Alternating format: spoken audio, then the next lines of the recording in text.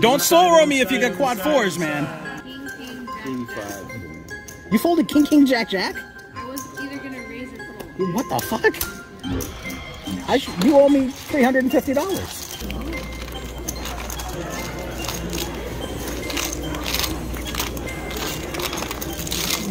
Thank you, sir. I knew there was a reason why you checked the flop. Thank you, sir. Doing the Lord's work. Thank you. Thank you very much. Appreciate you.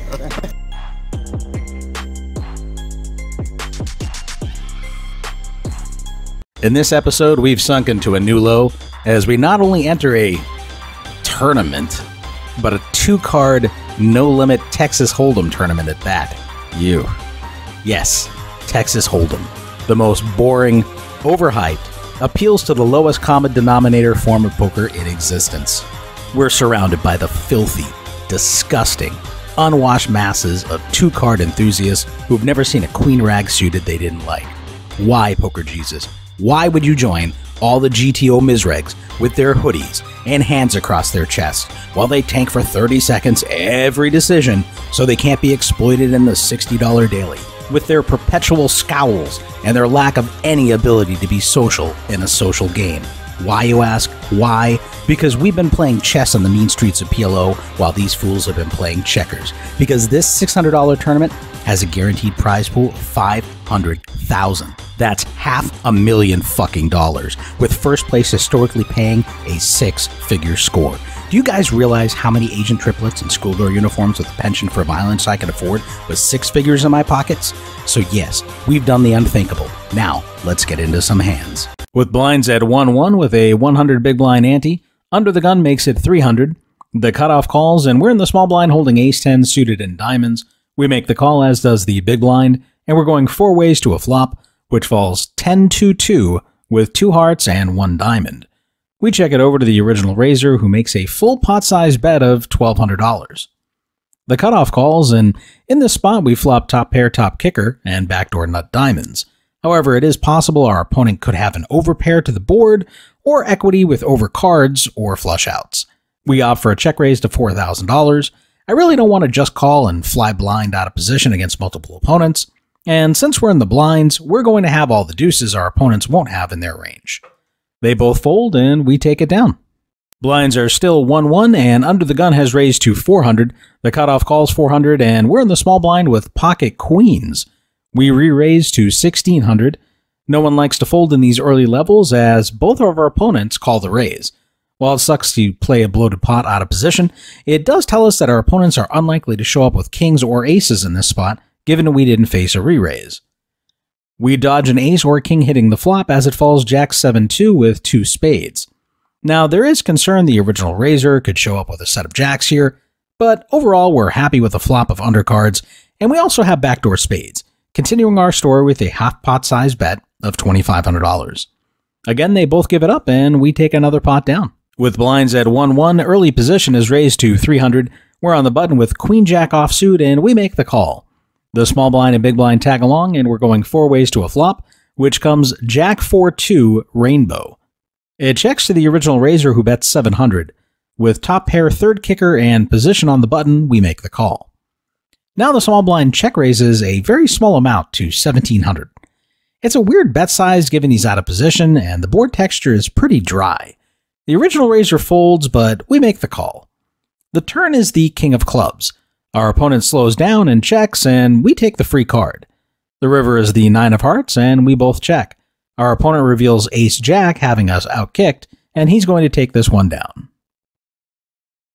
Blinds are still 1-1, and we're in the big blind with king-queen offsuit. Under the gun limps, the small blind comes along, and we check and head three ways to a flop of queen-jack-6 rainbow.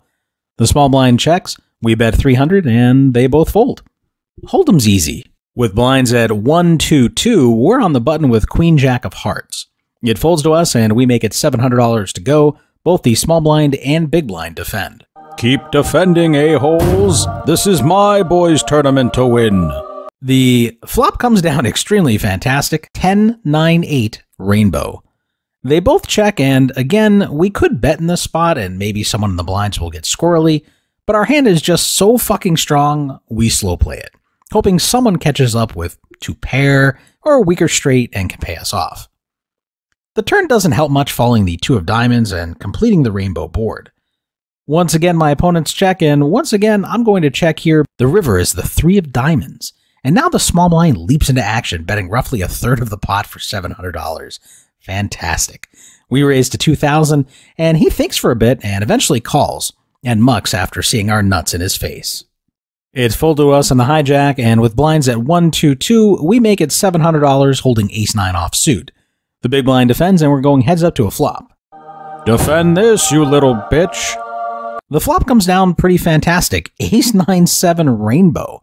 We were just running fantastic. Our opponent checks, and sometimes in this spot I'll bet, but since I flopped so strong with top 2 pair, I decide to slow play it and hope my opponent can make something that keeps him around for bets on later streets, or maybe he'll try to bluff me since I didn't bet with the ace out, and he might think I was just raising to steal given my position. The turn is the 6 of clubs. He checks, and now the board's getting more coordinated with straight and flush potential. We opt for a smallish bet of 600. We're hoping he reads it as weakness and tries to check raise us so we can extract some value from him, but he doesn't bite and just gives it up. With blinds at 1, 2, 2, we're in the small blind. There's a couple of limpers for 200, and now the hijack makes it $1,100 to go. The button calls, and we look down at ace-queen offsuit in the small blind. And I think the correct play is probably to raise fold in this spot, but I don't play hold'em much anymore and wasn't too familiar with the razor, so I opted to just call. The big blind calls, both limpers call, and we're going 6 ways to a flop. The flop comes down 8-5-2 rainbow, which doesn't help us one bit.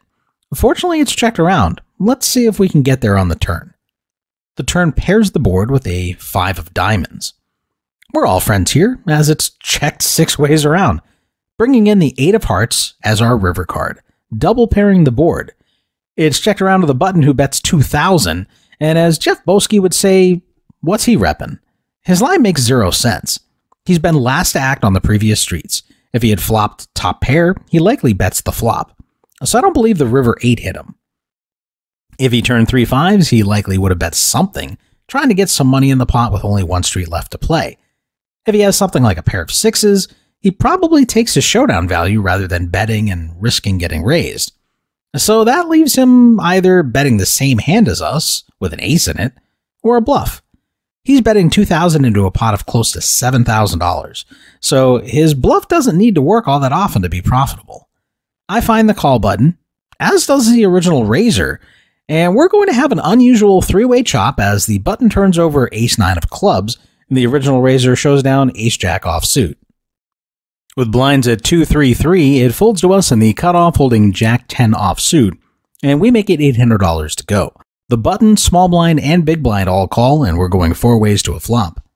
Hold my wine, bitches! We continue the run good as the flop falls jack-jack-7 rainbow.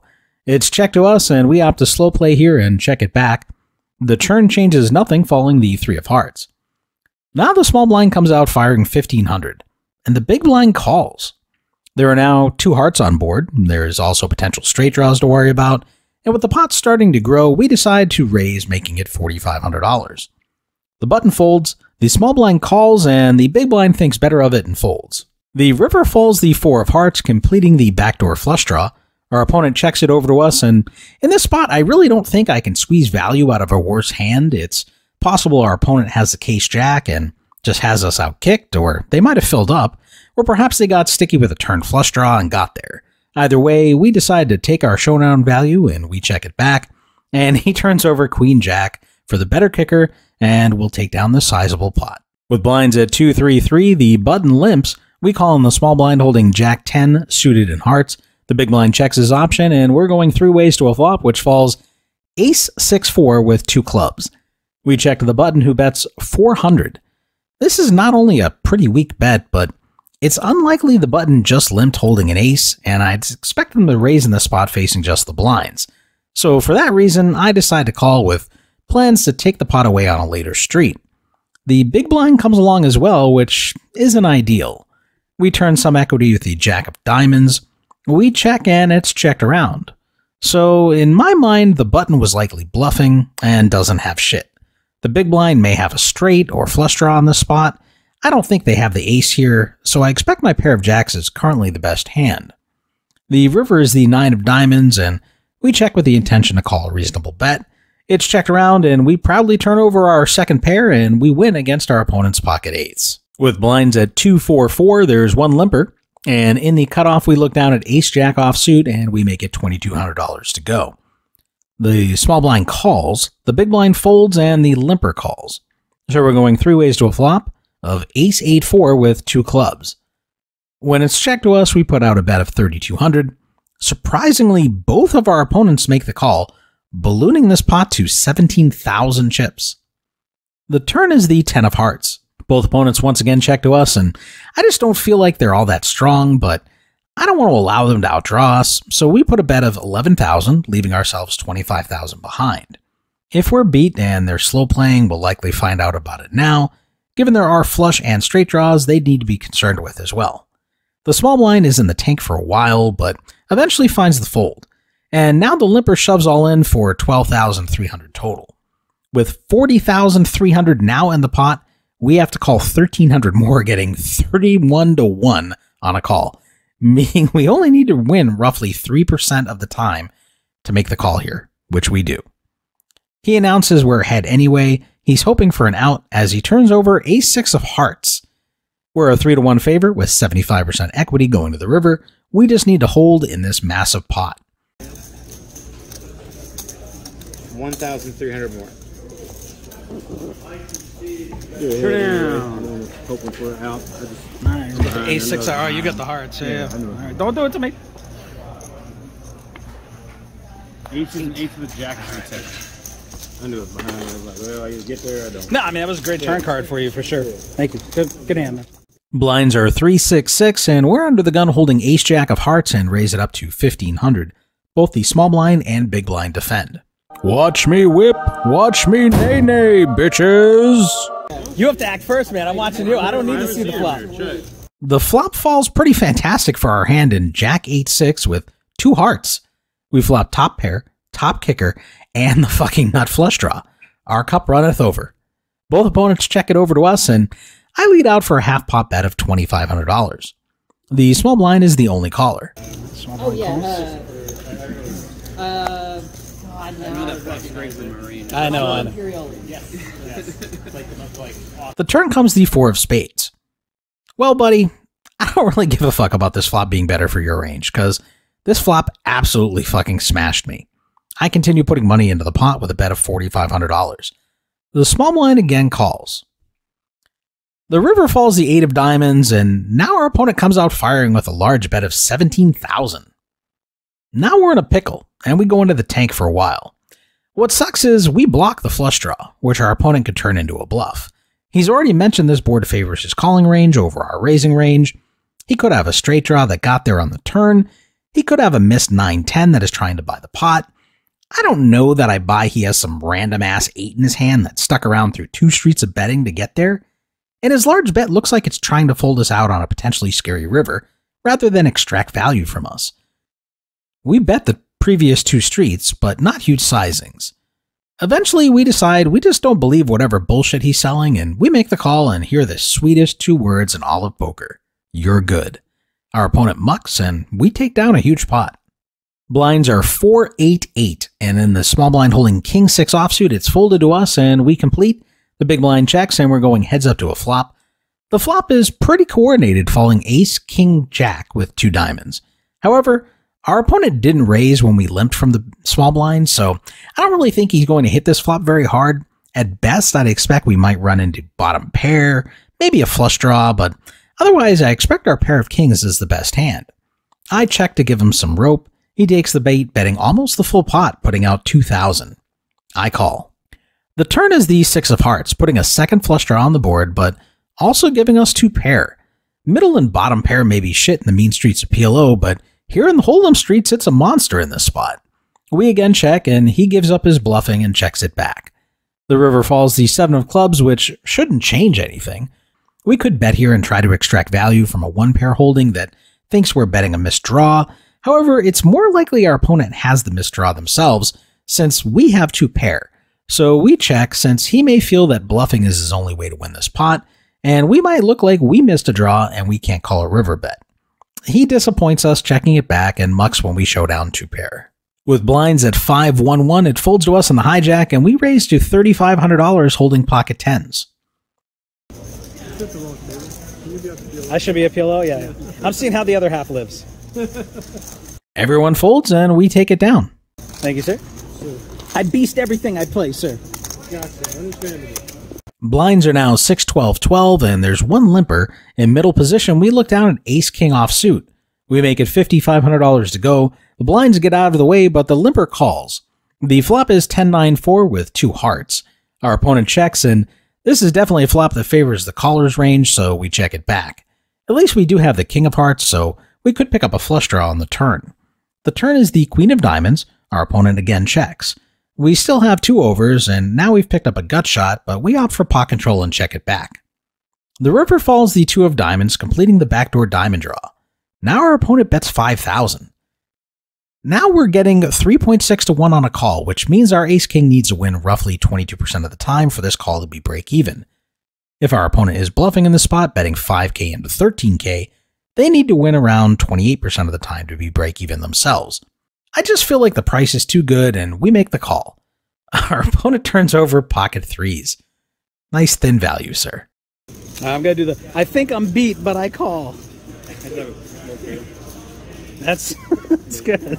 He's got 3 of hearts, 3 of clubs. You're saying instead of what would Jesus do, it's what would poker Jesus? What would poker Jesus do? Lose the pot. WWPJ. With blinds at 6-12-12, it folds to us in the cutoff holding ace-queen offsuit, and we raise it up to 3,200. The button, tired of our shit, makes the call, and both blinds fold. The flop is Jack 7-6 rainbow, completely missing us and favoring the caller's range, so we slow down with the check. He checks as well. The turn comes the king of clubs. Now this board is starting to favor our range as the raiser, so we bet $2,500 and our opponent calls. The river pairs the jack, and we slow down and check. Unfortunately, our opponent turns over the mighty pocket ducks for yet another small pair, crushing our overcards. With blinds at 1-15-15, we're in the small blind holding queen jack offsuit. Middle position raises it up to 3,500. It folds to us and we defend, as does the big blind, so we're going 3 ways to a flop. The flop looks pretty good, falling queen 2-2 with 2 spades. We check it over to the original raiser, who bets 5,500. We're the only caller. The big blind folds and gets out of the way. I work in mysterious ways, bitches! The turn is the queen of clubs, and now we filled up and we aren't overly concerned about much, and we check it over. He checks it back. The river is the ace of hearts. We make a half-pot bet of 12,000, hoping he hit the ace and can pay us off. He thinks for a while, but eventually finds the fold button, and we'll take this one down. All right, we've made it to the end of part 1 of my run in the Lodge's 500,000 guaranteed monthly monster. There's even crazier hands coming up in the next episode. You won't want to miss that. That'll be releasing next week. If you're looking for more PLO action, I'm going to be playing tomorrow night, Thursday, February 2nd, my birthday, at TCH Live in Austin, 7 p.m. Eastern, 4 p.m. Pacific. Tune in, smash the like button, get in the chat, give me some support, show me some love. I'm going to be trying to win all the money. And that's going to be a wrap for this episode. We will see you in the next one. You know, after watching a video like this, sometimes I'll like it, sometimes I'll leave a comment, and sometimes I'll subscribe. Sometimes I'll even do all 3.